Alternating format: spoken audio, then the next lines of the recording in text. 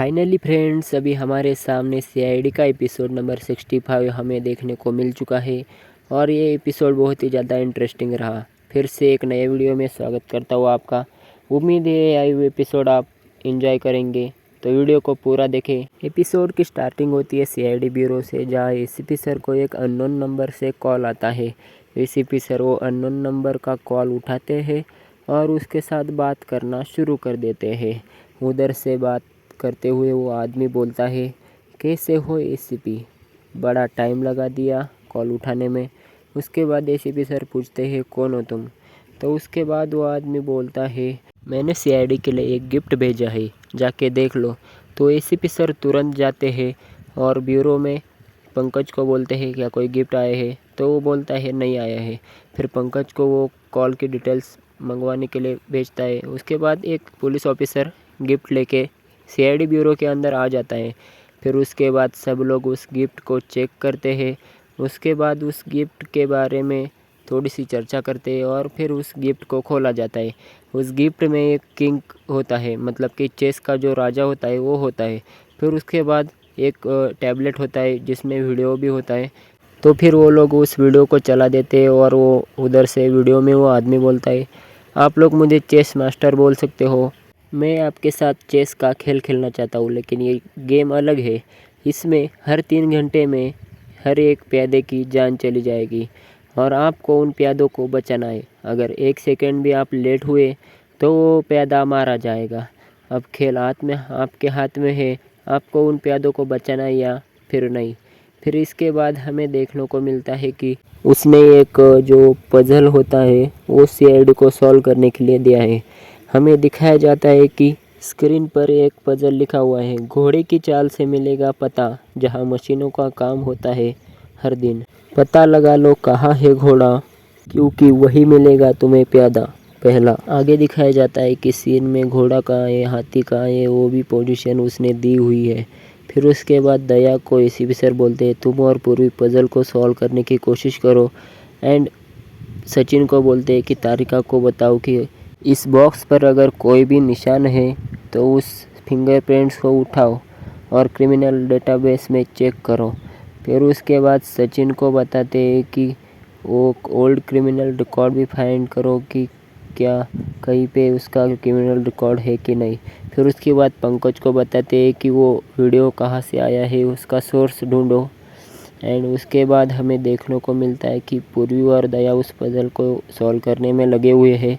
And ACP sir जो है वो सचिन को बोल रहे हैं कि क्या कुछ पता चला। तो सचिन बताता है कि सर ऐसा कोई भी मिसिंग रिपोर्ट नहीं है कि जो चेस से जुड़ा हुआ हो। उसके बाद पंकज भी वहाँ पे आता है और वो भी बताता है कि ये वीडियो कौन से सोर्स से भेजा गया है, इसके बारे में कुछ भी पता नहीं चला नहीं है।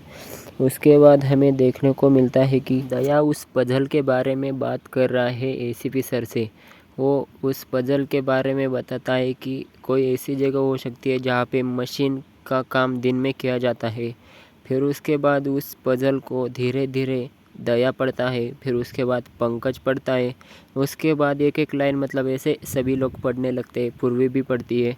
फिर उसके बाद हमें देखने को मिलता है कि दया बोल रहे हैं कि वो घोड़ा तो 8 चालें चल सकता है। फिर हमें पता लगाना होगा कि उसकी सही चाल कौन सी है, मतलब वो कहीं भी जा सकता है लेकिन हमें उसी जगह जाना पड़ेगा जहाँ पे खून होने वाला है। फिर उसके बाद वहाँ पे सचिन आ जाता है और वो बोलता है कि सर मैंने बहुत चेक किया लेकिन चेस से जुड़ी हुई कोई भी मिसिंग रिपोर्ट लिखी नहीं गई है। फिर उसके बाद हमें आगे दिखाया जाता है कि दया फिर से उस चेस पजल के बारे में बात करना शुरू कर चुका है। हमें देखने को मिलता है कि दया बोल रहा है कि घोड़ा केवल 8 चालें चल सकता है।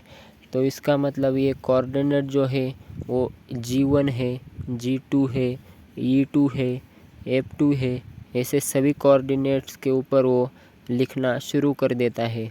उसके बाद हमें देखने को मिलता है कि पंकज भी बोल रहा है कि E6 पे तो घोड़ा नहीं जा सकता क्योंकि वहाँ पे ऑलरेडी प्यादा है। फिर उसके बाद वो बोलता है कि बाकी के 7 मूव्स बचते हैं। फिर उसके बाद हमें दिखाया जाता है कि प्यादे की जो एक जगह है उसको सीआईडी वाले कट कर देते हैं। फिर उसके बाद हमें देखने को मिलता है कि पंकज बोल रहा है कि अगर ये 7 जो है वो अगर किसी जगह के कोऑर्डिनेट्स नहीं है तो फिर ये क्या है। फिर उसके बाद पूर्वी बोलती है अगर हम इन कोऑर्डिनेट्स को मतलब यानी कि इनको एक नंबर बनाए तो एक पिन कोड हो सकते हैं जिससे हम उस जगह पे पहुंच सकते हैं। फिर उसके बाद दया ट्राई करता है कि ऐसा करके देखते हैं। फिर पूर्वी ऐसा करने जाती है और वो बोलती है कि सर क्यों ना हम इन अल्फ़ाबेट्स को नंबर्स में कन्वर्ट करें। फिर ऐसा करने के लिए एसीपी सर परमिशन दे देते हैं। फिर उसके बाद हमें देखने को मिलता है कि वहाँ पे विक्टिम्स का लोकेशन मिल सकता है उस नंबर से, ऐसा पूर्वी बोल रही है। और फिर उसके बाद दया सर से वो पूर्वी पेन ले लेती है और उसके बाद ए को 1 से डिनोट करती है। फिर उसके बाद हमें देखने को मिलता है कि वैसे ही सभी लेटर्स को वो नंबर्स में कन्वर्ट कर रही है। फिर हमें लास्ट में देखने को मिलता है कि सीआईडी वालों को एक लोकेशन मिल चुका है और उसके बाद सीआईडी वालों को अंदाज़ा होता है कि ये साकानाकी लोकेशन के पास जो फैक्ट्री है वहाँ का लोकेशन हो सकता है। फिर उसके बाद पंकज बोलता है वो तो बहुत बड़ा है, वहाँ पे हम विक्टिम को कैसे ढूंढ सकते हैं।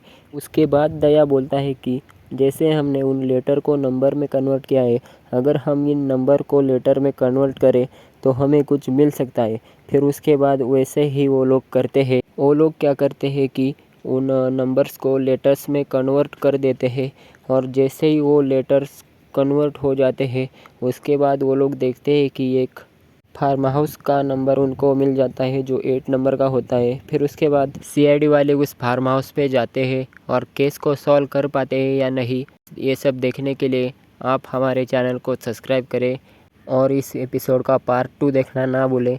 तब तक के लिए धन्यवाद। मस्त रहे, स्वस्थ रहे। जय भारत।